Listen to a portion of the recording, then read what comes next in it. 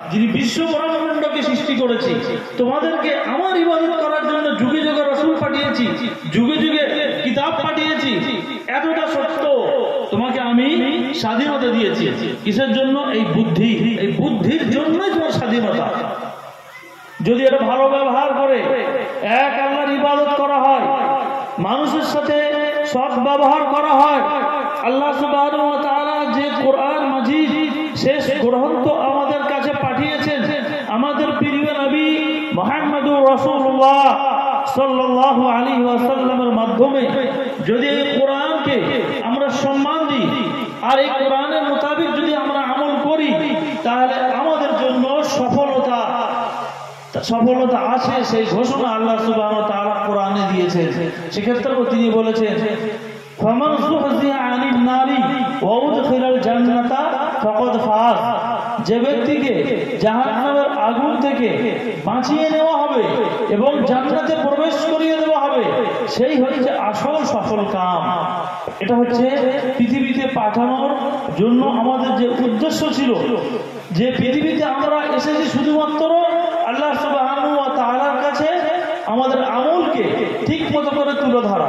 এই জন্য সূরা মুলকের ২ নম্বর আয়াতেও বলা হয়েছে, আল্লাযী খালাকাল মাউতা ওয়াল হায়াতা লিয়াবলুয়াকুম আইয়ুকুম আহসানু আমালা।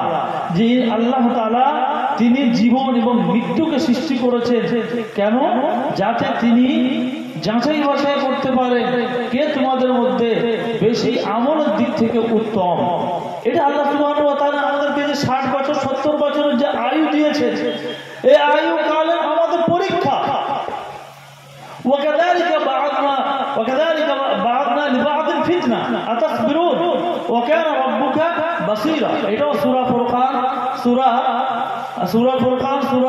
18 পারার শেষ আয়াতে এটা বলা হয়েছে যে আমরা প্রত্যেকেই একে অপরের জন্য কিন্তু ফিতনা, মানে পরীক্ষা। ফিতনা মানে এখানে পরীক্ষা। আমাকে দিয়ে আপনাকে, আপনাকে দিয়ে আমাকে, এগুলো সব কিন্তু পরীক্ষা নেওয়া হচ্ছে যে কে কত। আতাসবিরুন, তুমি ধৈর্যশীল হতে পারো, ধৈর্যশীল হতে পারো। এগুলো কি পরীক্ষা। ওয়াজআলনা বা'দাকুম লিবা'দিন ফিতনা, যে আল্লাহ সুবহানাহু ওয়া তাআলা বলেন যে আমি তোমাদেরকে একে অপরের জন্য পরীক্ষা বানিয়েছি। আতাসবিরুন, তোমরা কি সবর করতে পারো, ধৈর্য ধারণ করতে পারো। ওয়া কানা রাব্বুকা বাসীরা, আল্লাহ রাব্বুল আলামিন সব কিছুই কিন্তু নজর রাখছেন, সব কিছু তিনি কিন্তু আমাদের দেখছেন আমলগুলো। আমি কি আপনার সঙ্গে ঝগড়া করার জন্য এই মজলিসে বসেছি, নাকি আমি আপনাকে বোঝানোর জন্য, আপনি আমাকে বোঝানোর জন্য কোনটা চান? আপনার দেওয়ার, আপনার কপালের ভুরু খোঁজ কেন? আপনার বাক্য, আপনার ঝগড়া করার বুদ্ধি, আপনার আচরণ, সবকিছু আল্লাহ সুবহানাহু ওয়া তাআলার কাছে কিন্তু হিসাব হচ্ছে, হিসাব হবে। পৃথিবীতে নিজেকে উৎকৃষ্ট ভাবার কোনো উপায় নেই। হতে পারে আমি পৃথিবীর সবচেয়ে অধম ব্যক্তি, হতে পারে আমি পৃথিবীর সবচেয়ে অধম ব্যক্তি, আর আমি পৃথিবীতে সারা জীবনটা এই 60 বছর ও 70 বছর আয়ুতে আমি এমন ভাব দেখিয়ে গেলাম যে আমি সবচেয়ে উৎকৃষ্ট। জান্নাত যেন আমার বাবা খালি, দাদা খালি, নানা খালি, আমার পীর খালি, সব কিন্তু আমারই খালি, আর বাকি অন্যরা সবাই যাবে জাহান্নামে। এই ধারণা নিয়ে পৃথিবীতে থাকবেন না। দুটি হাদিস, একজন ইহুদিদের কিসসা বর্ণনা করতে গিয়ে প্রিয় রাসূল মুহাম্মদ রাসূলুল্লাহ সাল্লাল্লাহু আলাইহি ওয়াসাল্লাম বলেছেন, বুখারী মুসলিমের হাদিসের মধ্যে এগুলো এসেছে, যে একজন ইহুদিদের ঘটনা একটা তুলে ধরে, যে একজন ইহুদি নারী, সে ছিল মানে বাজারি মেয়ে, বেশ্যা। সেই মহিলা একদিন কুয়ার পাশ দিয়ে যাচ্ছিল, আর পাশে একটা কুকুর পিপাসিত ছিল। সে খালি পানির দিকে ফ্যালফ্যাল করে দেখে, আর কিন্তু সে পানি পান করতে পারে না, যেহেতু সে অবলা জানোয়ার, সে ওর মধ্যে পড়লেই তো পড়ে যাবে। কিন্তু ওই পাশ দিয়ে যাচ্ছিল ব্যভিচারিণী মহিলা, তখন তার মনে দয়া জাগলো, আর আল্লাহ সুবহানাহু ওয়া তাআলা দয়া জাগার পরে, তার অন্তরে যখন দয়া জাগলো, জাগার পরে সে তার জুতোটাকে রশি বেঁধে কুয়ার মধ্যে ডুবানোর পরে সে কুয়া থেকে পানি তুলে আর পান করালো ওই কুকুরটাকে। তারপরে হাদিসের মধ্যে এসেছে যে তার সে ব্যভিচারিণী হোক, কিন্তু তার এই আমলটা আল্লাহ সুবহানাহু ওয়া তাআলার কাছে এত প্রিয় মনে হয়েছে, আল্লাহ এত ভালোবেসেছে আমলটাকে, যে আল্লাহ সুবহানাহু ওয়া তাআলা তাকে মাফ করে দিয়েছে, তাকে মাফ করে দিয়েছে।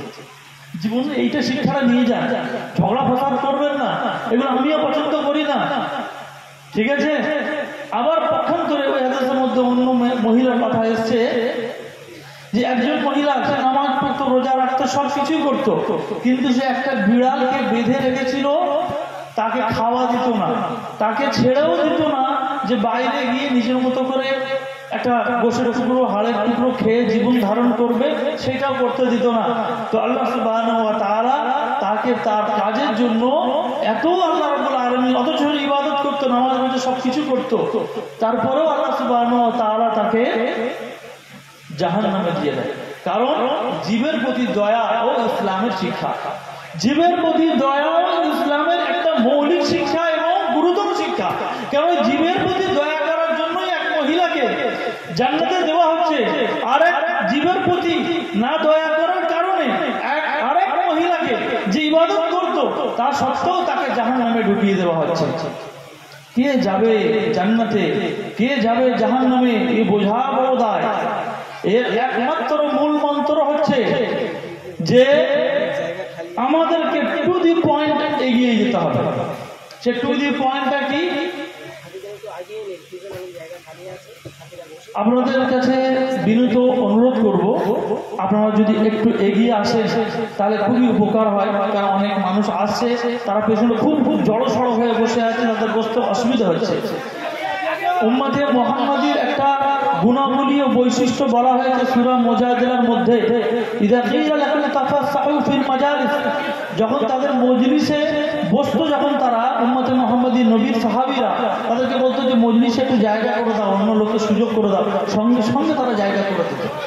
তো সুতরাং আমরা যদি মনে করি আমরাই উৎকৃষ্ট উম্মত, আমরাই সবচেয়ে ভালো লোক, তাহলে এই কাজটা আপনাদেরকে আজকের দিনে অবশ্যই বুকে ধারণ করে এই হুকুমটাকে, বিধানটাকে একটু জায়গা করে দিতে হবে, পেছনের লোকদেরকে একটু সুযোগ দিতে হবে, যাতে করে আমরা সুন্দরভাবে বসে মজলিসটাকে সুন্দর করার জন্য, সফল করার জন্য আমরা সকলেই অবদান রাখতে পারি, সেই চেষ্টা আমাদেরকে চালাতে হবে। তো ভাই সকল আমার, আমাদেরকে এই পৃথিবীটা আমল করার জায়গা, তারপরে আবার একে অপরের দ্বারা পরীক্ষা দিচ্ছে। এক অবিশ্বাসীর মাধ্যমে তাকে রদ করিয়ে দেওয়া হচ্ছে, ফিরিয়ে দেওয়া হচ্ছে। আপনি চিন্তা করতে পারেন, যখন কাফেররা একে অপরের সঙ্গে যুদ্ধ করে, তখন এটাও আল্লাহ সুবহানাহু ওয়া তাআলা বলেছেন, ওয়ালাউলা দাফউল্লাহিন নাস বা'দাহুম বিবা'দ, যদি আল্লাহ সুবহানাহু ওয়া তাআলা একে অপরকে দিয়ে না লড়িয়ে দিতেন, তাহলে পৃথিবীতে যত ইবাদতখানা আছে সব ধ্বংস হয়ে যেত। এটা আল্লাহ রাব্বুল আলামিনের মাশিয়াত, তার ইচ্ছা। তিনি আল্লাহ সুবহানাহু ওয়া তাআলা, তিনি সকল কিছু জানেন। আমরা হচ্ছে একদম অতি নগণ্য বান্দা। আল্লাহ সুবহানাহু ওয়া তাআলা আমাদের সকলকে পৃথিবীর যে সামান্য আয়ু কাল দিয়ে এবং সাথে আমাদেরকে যুগে যুগে রসুল পাঠিয়ে আমাদের হেদায়েতের জন্য, আমাদের ভালোর জন্য রসুলদেরকে পাঠালে, আর এই কার্যক্রমে শেষ নবী আমাদের প্রিয় হাবিব, আমার আপনার প্রিয় রসুল, যাকে আমরা অন্তরের স্থল থেকে ভালোবাসি, যার জন্য, যার সম্মানের জন্যই আমরা সকলেই প্রাণ দিতে রাজি। রাজি কিনা বলুন? আমরা সকলে যার জন্য প্রাণ দিতে রাজি। যদি প্রয়োজন পড়ে মুহাম্মাদের শানের জন্য, মুহাম্মাদের সম্মানের জন্য, আলহামদুলিল্লাহ আমরা খুশি খুশি জীবন দান করে দেব। সেই প্রিয় হাবিবকে ভালোবাসার মানদণ্ড শুধু এটা নয় যে আমরা মুখে বলবো যে তাকে অত্যন্ত ভালোবাসি, তাকে ভালোবাসার উদ্দেশ্য হচ্ছে কি, তার সুন্নতের সাথে ভালোবাসা। আর তার সুন্নতের সাথে ভালোবাসার অর্থ কি, যে তিনি যেমনটা করেছেন, যেমনটা প্রমাণিত হয়েছে তেমনটা করা। কারণ এটাও সূরা আহজাবের মধ্যে আল্লাহ সুবহানাহু ওয়া তাআলা বলেছেন, লাকাদ কানা লাকুম ফি রাসূলিল্লাহি উসওয়াতুন হাসানাতুন লিমান কানা ইয়ারজুল্লাহা ওয়াল ইয়াওমাল আখির। যে ব্যক্তি চাই যে দুনিয়াতে সফল কাম হবে, আখিরাতে সফল কাম হবে, তাকে অবশ্যই উচিত রাসূলুল্লাহ সাল্লাল্লাহু আলাইহি ওয়াসাল্লামের জীবনী থেকে উত্তম নমুনা সংগ্রহ করা আর তার প্রতি আমল শুরু করে দেওয়া। কারণ নবী আসার উদ্দেশ্যই তাই, যে তার সুন্নতকে আঁকড়ে ধরা এবং সুন্নতকে প্রতি আমল করতে লাগা। এটাই হচ্ছে আসল, আর এটাই হচ্ছে দাবি, যুগের দাবি। এবং মৃত্যু পর্যন্ত এর উপর অটল থাকার জন্য আমাদের মনোনিবেশ করতে হবে এবং অঙ্গীকারবদ্ধ হতে হবে।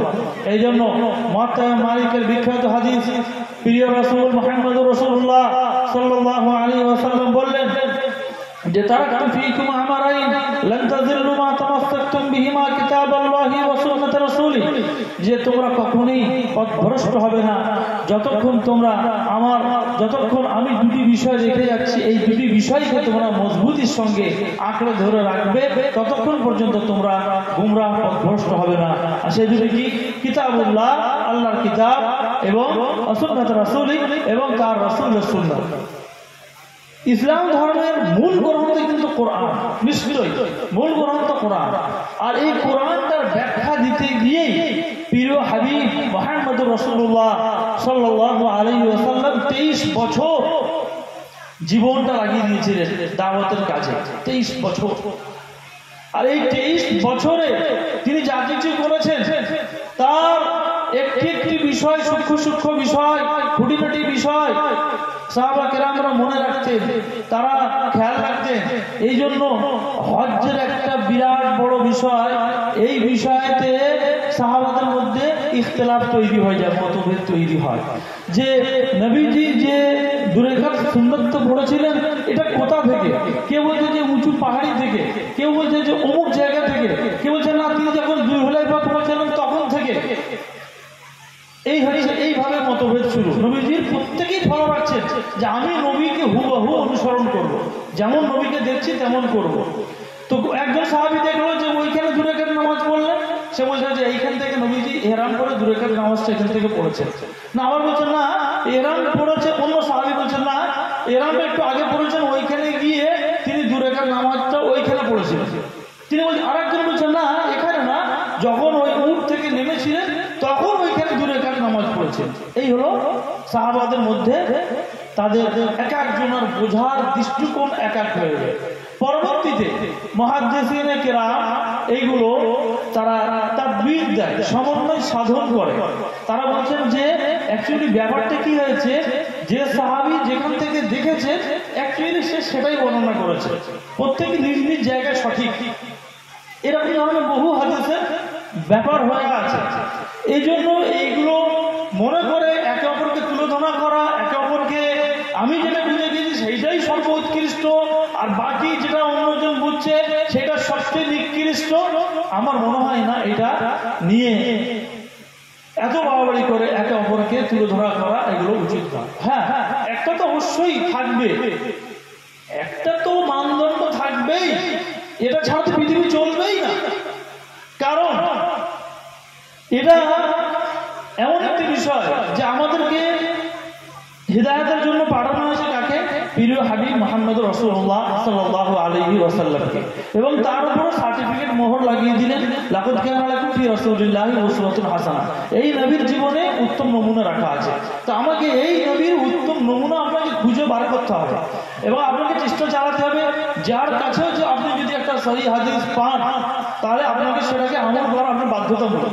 শাহ ওলিউল্লাহ মুহাদ্দিস দেহলভী হুজ্জাতুল্লাহ বালাগা আমি পড়েছি, খুব ভালো করে পড়েছি আর পড়িয়েছি 2 বছর ছাত্রদেরকে। মযহাবের যে ইতিহাসটা কোনো একটা মানুষ যদি কোনো একটা আলেমী দিন যদি ভালো করে সারা শোনে এই মযহাবের ইতিহাসটা পড়ে, আমি মনে করি না যে সে আর বেশি এই মতামত দলাদলি লিপ্ত থাকবে। তিনি তো বাকায়দা ইমাম মালিক থেকে নিয়ে ইমাম শাফি থেকে নিয়ে ইমাম আহমদ বিন হাম্বল, সর্বপ্রথম আবু হানিফা, সবার উক্তি নকল করে দিয়েছেন। আর কম বেশি সকলের কথা একই যে ইযা সাহাল হাদিস ফাহুয়া মাযহাবি, যখন সহিহ হাদিস পাওয়া যাবে সেটাই হবে আমার মাযহাব।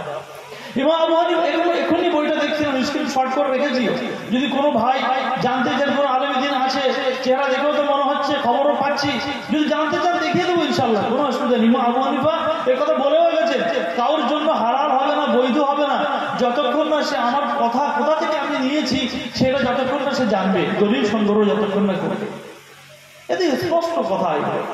তারপরেও যদি মনে করে কোনো মানুষ এটা মুস্তাহিদ, যদি এটা মনে করে যে না আমি যেটা মনে করছি ঠিক, যে এটা চলার মতপথটা আমার ঠিক আছে, তাহলে সে তার জবাব দেবে। আর আমি যদি মনে করে থাকি যে না কোরআন সুন্নাহ দলিল আমি যখন পাচ্ছি, এর এগেইনস্টে আমি কোনো দলিল পাচ্ছি না, বা এর এগেইনস্টে কোনো দলিল পাচ্ছি সেটা অত সবল না যেটা এটা সবল, তাহলে আমি এটা আমল করছি, তাহলে তাতে বাধা থাকা উচিত নয়। আপনাকে একটা উদাহরণ দিই। আমি গত সপ্তাহে লাক্ষাদ্বীপে ঘুরতে গেছি। লাক্ষাদ্বীপ জানেন তো, 11টা দ্বীপপুঞ্জ নিয়ে লাক্ষাদ্বীপ। এই লাক্ষাদ্বীপে ঘুরতে গেছি, ওখানে কারণ আমরা তো এই বিষয়গুলো নিয়ে পড়াশোনা করেছি, নাড়াচাড়া করেছি। তো আমরা 5 জন গিয়েছিলাম স্কুল টিচার, তার মধ্যে একজন বেরেলভিও ছিল। আপনারা তো আলহামদুলিল্লাহ হানাফি মাযহাবের, আপনারা নামাজে পড়ে 5 ওয়াক্ত নামাজে পড়ে দোয়া বহুদিন থেকে চলে আসছে, আপনারা দোয়া করছেন করেন। যদি কোনো মুস্তাহিদ মনে করেন যে এই দোয়াটা একদম ঠিক আছে, তাহলে সে আলহামদুলিল্লাহ আল্লাহর কাছে জবাব দেবে, আর সে তার আমল চালিয়ে যাবে। ঝগড়া দ্বন্দ্ব কিছু নেই। এটা বোঝাচ্ছি কেন, এটা একটা উপমা দিয়ে আসল উদাহরণটা আসছি। এবার যখন আমি ওখানে নামাজ পড়তে যাচ্ছি, আমরা শাফি মসজিদ, ওখানে শাফি মসজিদ সব, ঠিক আছে, 56টা মসজিদ, 7 কিলোমিটার 7.8 কিলোমিটার মধ্যে 56 মসজিদ, আর সবই শাফি মসজিদ। তারা কি করলো, নামাজ যখন তাকবীর পাঠ করলো, তাকবীর পাঠ করার পরে ইমাম সাহেব দেখছি যে তাকবীর তাহরিমা বলছে, মানে ইকামত বলার পরে ইমাম সাহেব তাকবীরে তাহরিমা বলছে, অনেকটা দেরি লাগাচ্ছে। আমি ভাবছি যে ভারী মুশকিল তো, দেখি এবার এদিকে দেখছি যে ইকামত দিয়েছিল যে ভদ্রলোক, সে ভদ্রলোক তারা 2 মিনিট থেকে হাত উঠিয়ে দোয়া করছে, 2-3 জন হাত উঠিয়ে দোয়া করছে। মানে যেমনটা আমরা এখানে হানাফি মাযহাব, উপমহাদেশ হানাফি মাযহাবের লোকেরা এটা করে, যে হাত উঠিয়ে দোয়া করে কখন 5 ওয়াক্ত নামাজের পরে। আর আমরা আহলে হাদিসরা এটা করি না। খুব মানে মতভেদী মশলা, খুব সিম্পল ভাষায়, সুন্দর ভাষায় বলার চেষ্টা করছি, কাউকে দুঃখ দেওয়ার উদ্দেশ্য নয়। তো তার মধ্যে আমরা 6 জন গিয়েছিলাম। একজন ছিল বেরেলভি ভাই, সে একজন ভালো রকম বেরেলভি ভাই। से हमारे जो हाफिज साहब ये क्या हो रहा, हम बोले देखिए आप लोग जैसे करते हैं, ये नमाज के बाद 5 वक्त नमाज के बाद दुआ उठा के हाथ उठा के दुआ करते हैं। तो इन लोगों ने भी अपने किसी इमाम की बात सुन करके ये समझा कि तकबीर तहरीमा के इकामत कहने के बाद तकबीर तहरीमा के बीच में सब हाथ उठा के दुआ करें। শুধু তাই নয়, আবার কি করলো, ওরাও কিন্তু 5 ওয়াক্ত নামাজের পরে দোয়া করছে। আবার কি করছে, যে নামাজ যেই হয়ে গেল, হওয়ার পরে যে আজকারগুলো আছে, সে আজকারগুলো সবাই একদম পুরো ইমাম সাহেব সমেত পুরো একদম গোল হয়ে বসে গেছে। আর পুরো সেই আজকারগুলো ইমাম সাহেব বলছে, আর সবাই একে বলছে, উচ্চ স্বরে পড়ছে। এবার আপনি কি করবেন?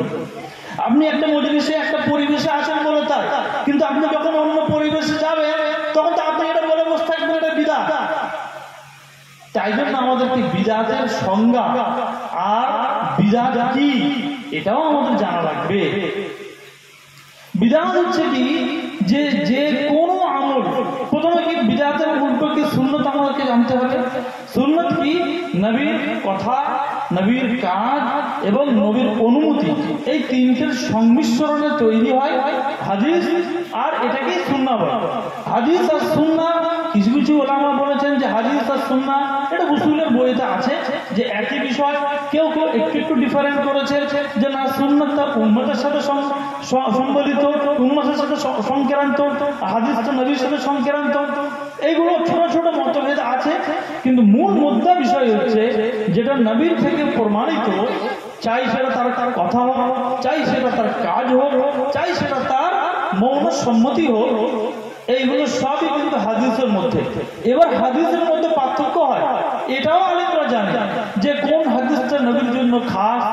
যে নবী যেমন ধরুন 13টা বিয়ে করেছে, ওই হাদিস বলেছে বলে আমি কি 13টা বিয়ে করতে পারবো না, ওটা না। এটা হচ্ছে অবুঝ মানুষ হোক, চাই সে আলেম হোক, চাই সে পাবলিক হোক, এই কথাটা যদি বলে, এই কথাটা বলে কাউকে ছোট করতে চায়, এই উসুল কেউ না পড়ে, কোন মাদ্রাসায় না পড়ানো হয়, সব মাদ্রাসাতে পড়ানো হয়। তারপরও এই কথা বলা মানে সে হয় যে জেনে বুঝে ঝগড়া করা, তর্কাতর্কি করার চেষ্টা করছে। তো এই ক্ষেত্রে আমরা ওই জাহিলুন ক্বালু সালামুন আলাইকুম বলে আমরা সাইড কাটতে বাধ্য।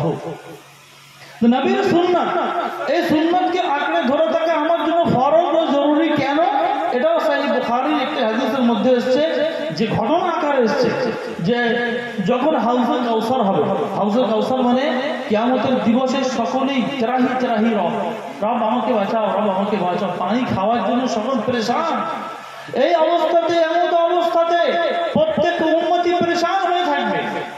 আরেকটা ঘটনা মনে পড়ে, সেটা করে দিই, যেটাও সেই বুখারীর ঘটনা, যে যখন পুরো উম্মত মাথা নিচু করে থাকবে, একদম উলা আউয়াল থেকে নিয়ে আখির পর্যন্ত, আদম থেকে নিয়ে শেষ পর্যন্ত সবাই মাথা নত করে থাকবে।